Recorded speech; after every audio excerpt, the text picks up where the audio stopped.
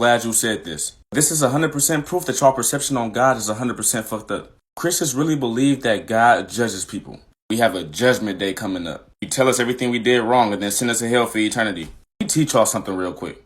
We have an ego. We are human. The ego makes mistakes. The ego is not perfect. The ego automatically has fear, anger, jealousy, envy, sadness. We have all these low emotions. We ask ourselves to have these emotions? No, God gave us these emotions, right? So why do we get judged by the way that we express these emotions? We didn't tell ourselves to be depressed. We didn't tell ourselves to be angry. We don't want to be angry, depressed. We don't want to be none of that shit. Why would God give us all these emotions and then judge us on how we express it? Not even judge us, send us to hell for eternity. See how that just naturally don't make sense? You think it makes sense because you read something and was taught something your whole life, so now you convince yourself it does make sense? This is why it's important that the Bible is man-made, because they put man-made traits on God. Humans judge, egos judge, God doesn't. God made us. Why would he judge us? We're here to learn, to elevate ourselves, to get through all these low emotions. If we was perfect, how would we learn anything? Y'all think we will sit here just to worship God our whole life? We will sit here to learn that we are God and we have to elevate ourselves. When I say we are God, I'm not talking about the God that you think you know. That's what I'm saying. The Bible threw your perception off on the true God. God is consciousness, and we are all consciousness in physical form.